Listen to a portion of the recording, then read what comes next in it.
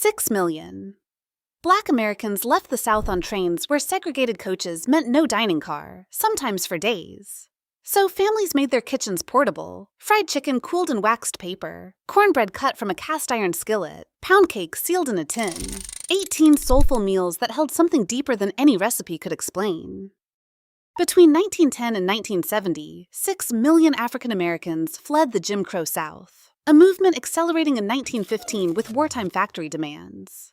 Escaping sharecropping and racial danger for northern wages, families faced 1 to 3 day rides in segregated cramped coaches and separate waiting rooms. In 1941, young Eve Porter's trip began in Rocky Mount, North Carolina, and ended in Brooklyn. She traveled along routes mapped by Robert S. Abbott's Chicago Defender, a newspaper carried south by Pullman porters. Northern destinations were no simple havens, as the East St. Louis violence of 1917 and the Red Summer of 1919 proved.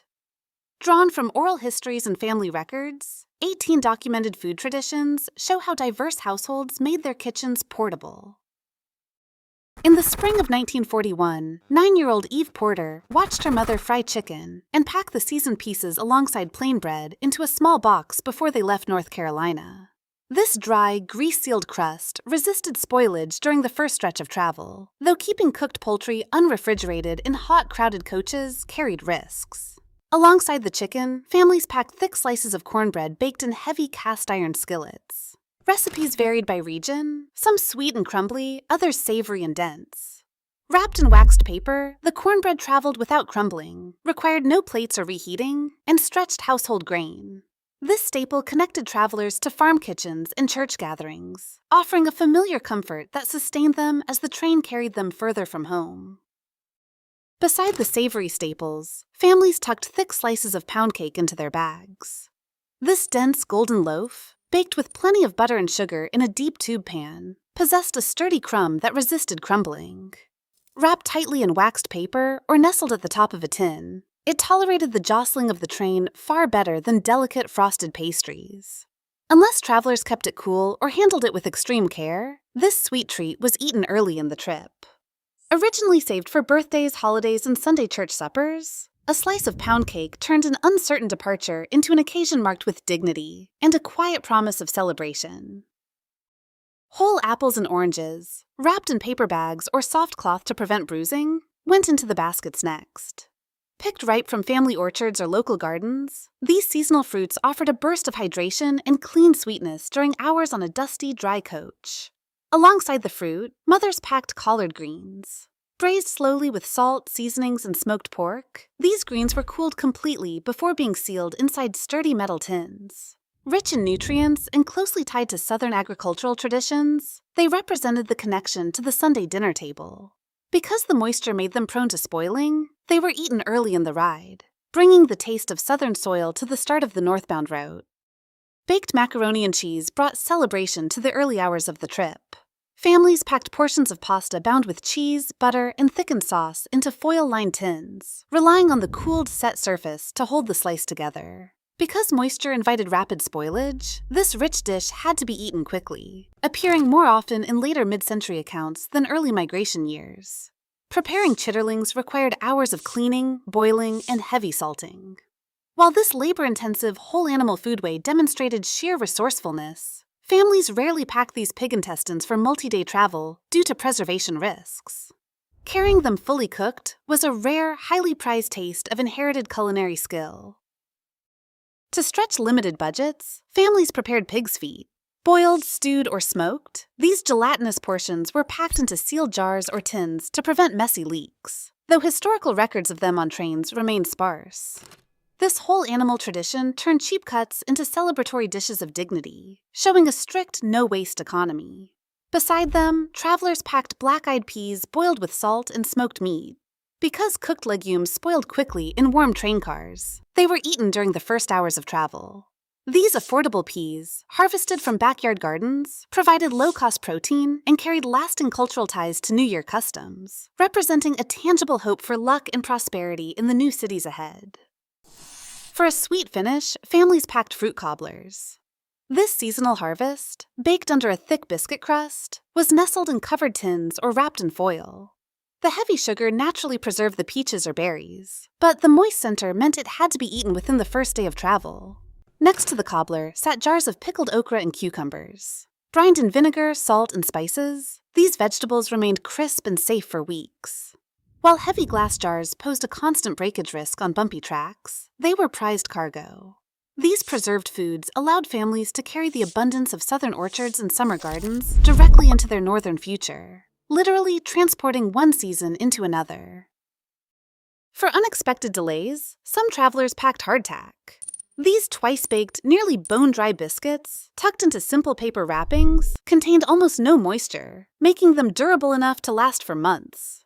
While they represented pure endurance rather than culinary pleasure, historical memoirs suggest they served as a reliable emergency ration when journeys stretched past schedules. In contrast, sliced smoked ham or turkey brought the taste of Sunday table generosity onto the train. Cured with salt and wood smoke to reduce moisture and prevent spoilage, these rich meats were sliced before departure and wrapped in waxed paper or tucked into tins. They compressed the comfort of a holiday feast into a durable, travel-ready portion that remained safe to eat for days.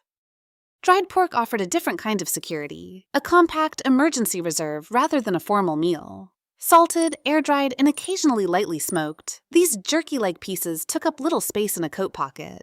Their low moisture made them perfect for snacking during unscheduled track delays. This concentrated meat recalled the physical demands of southern farm labor, where workers carried cured rations to sustain themselves through exhausting field shifts. In the same baskets, families packed hard-boiled eggs wrapped in paper bags or soft cloth pouches. These firm eggs provided simple, familiar protein, though they offered no long-term safety guarantee in warm, crowded cars. A common feature of school lunchboxes, the hand-peeled eggs carried the quiet weight of parental attention, meant to be eaten early before the journey's first day slipped away. Sweetened peanuts, roasted and glazed with sugar or honey, provided a compact boost of energy. Because they had almost no moisture, they survived days of travel without spoiling or crushing at the bottom of a sack. These candied nuts cost very little to prepare, making them a common children's treat. Mothers packed them to keep spirits high during long stretches of silence on the segregated cars. Passed from hand to hand down the narrow train aisles, these sweets recreated the warmth of Southern church socials, offering a small, shared taste of comfort to young travelers facing an uncertain future. Beyond standard rail provisions, some families carried heirloom specialties that revealed individual household styles. Sweet potato butter, made by mashing cooked sweet potatoes with butter and sugar, was cooled into small tins. Because of its high moisture, travelers had to eat this sweet spread early before the heat of the coaches caused it to spoil. It was often paired with Hoecakes, a fundamental working household staple. Prepared with cornmeal, water, and salt, these cakes were fried firm, stacked, and wrapped in heavy paper. Carried across generations, these pancake-like breads served as a humble, filling breakfast.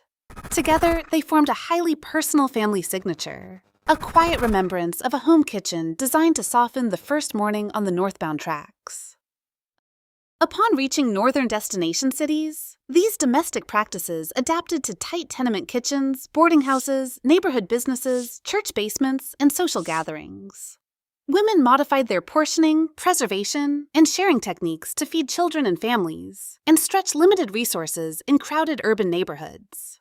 On the tracks, organized labor reshaped the journey itself. Founded in 1925 and formally recognized in 1937, A. Philip Randolph's Brotherhood of Sleeping Car Porters transformed Black railroad workers from a covert information network into a formidable force for collective bargaining. While the term soul food only gained widespread popularity in the 1960s, earlier families simply understood these provisions as home cooking and family heritage. The travel package functioned as a flexible family archive of nourishment, memory, responsibility, and place. Today, those travel-worn shoeboxes are gone, but their legacy shapes how America eats. Every time we share these dishes, we taste the resilience of the millions who carried them north. What ancestral recipes connect you to your family's history? Share your stories below.